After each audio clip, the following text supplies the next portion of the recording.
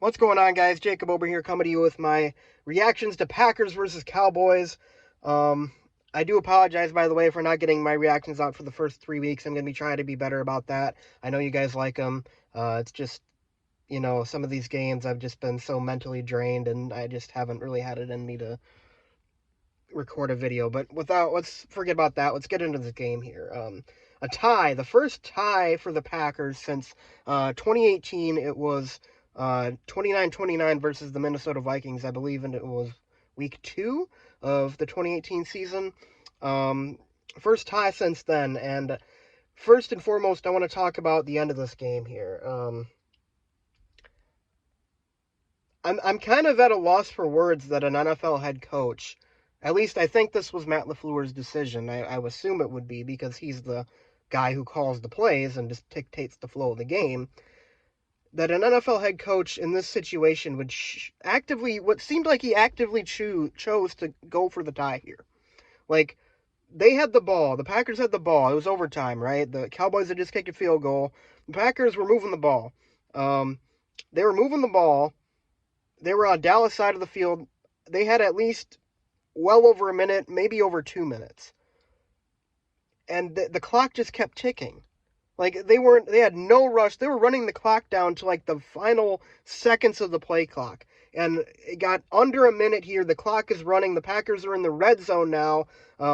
They call a timeout with 28 seconds left. I think it's a second down now. They complete a pass over the middle. The clock is still running.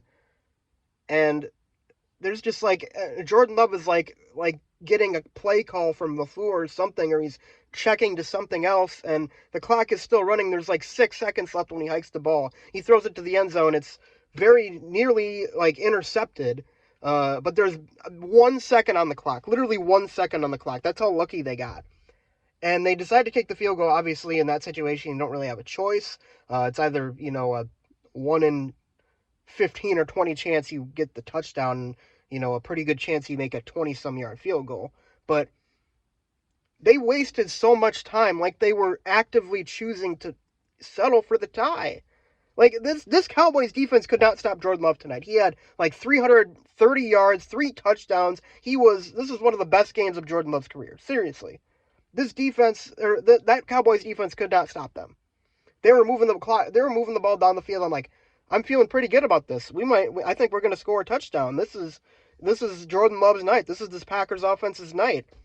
And it's such a Matt LaFleur thing to do, to run the clock down and everything, because I know why he did it, and I absolutely hate the reasoning for it. The reason he did it, I think, is that he didn't want the Packers to get to a 4th down and have to kick the field goal, and then there'd still be, 20, 30 seconds left for Dallas to go to the other side of the field and kick a field goal to win with Brandon Aubrey, who, dude could probably hit from 70, like, on a good day.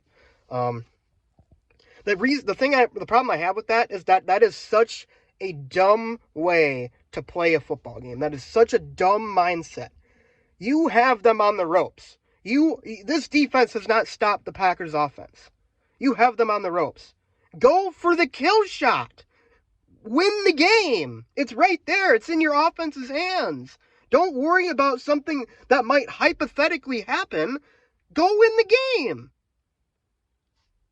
It's such a cowardly thing to do, and it's like Matt LaFleur's coaching strategy, just like in one like 3-minute sequence. He plays so scared sometimes, so scared to not lose, thinking about all the possibilities of, well, if this doesn't work, then they're going to get the ball back, and it's like, you know what? If it doesn't work, then it doesn't work.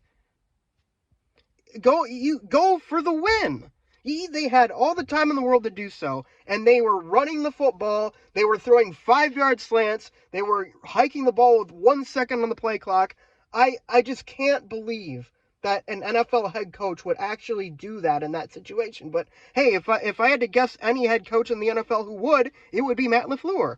And I think the guy's an offensive genius. He is great with knowing how to use a lot of his really skilled players. He's done wonders with Aaron Rodgers and then Jordan Love. He's a very, very good coach.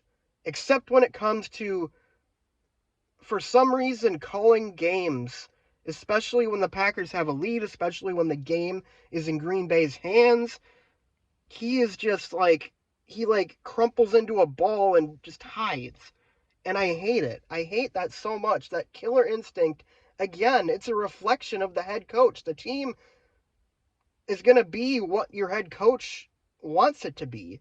And Matt LaFleur always thinks about, I don't want to lose this game, instead of thinking about how he can win the game.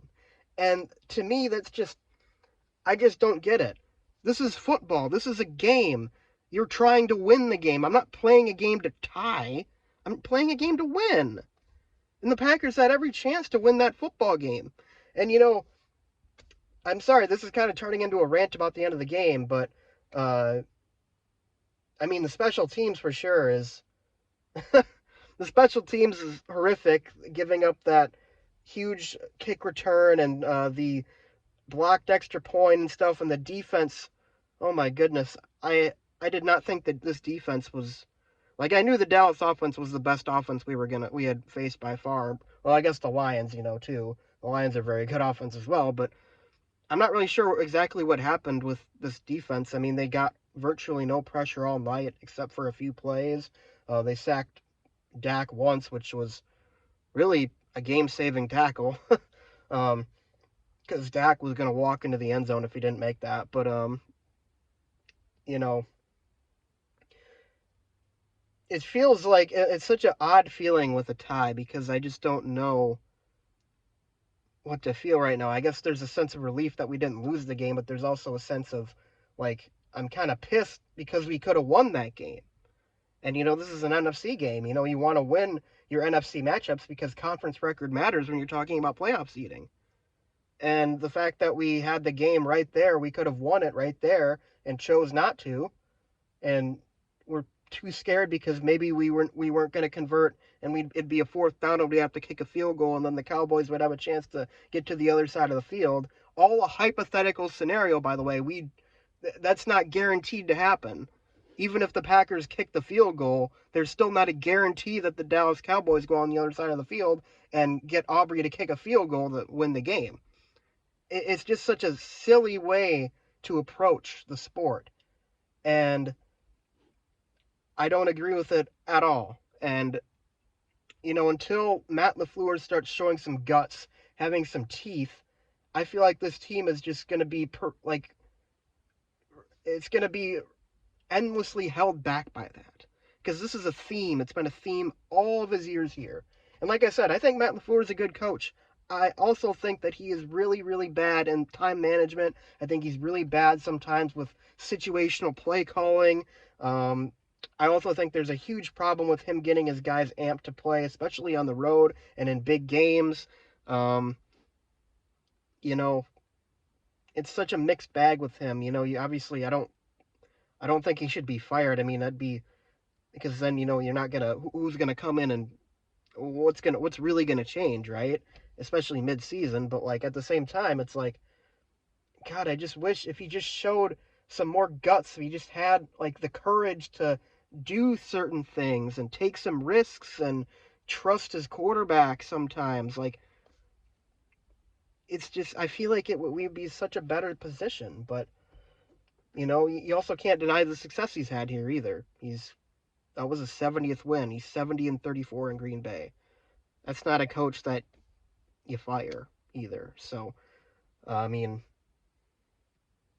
just a mixed bag, just a weird game. That's probably one of the weirdest football games I've watched in a long, long time. Because, I mean, that was all over the place.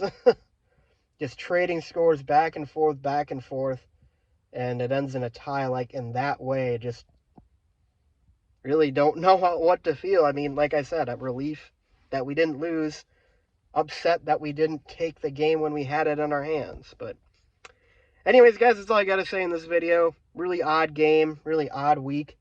Packers are 2-1-1. Cowboys are 1-2-1. Cool. Got a bye week. Got a home game against the Bengals next. After that, hopefully Packers can take care of business against a pretty terrible Bengals team this year without Jake, or, yeah. Why did I just forget Burrow's first name? Joe Burrow, yeah, duh. But yeah, hopefully the Packers can hopefully learn from this and get better, and hopefully the defense doesn't lay an absolute egg like they did in this game. But anyways, guys, that's all I got to say. Thanks for watching. I'll see you in a couple weeks with my reaction to the Bengals. But in the meantime, take care and go Pack go.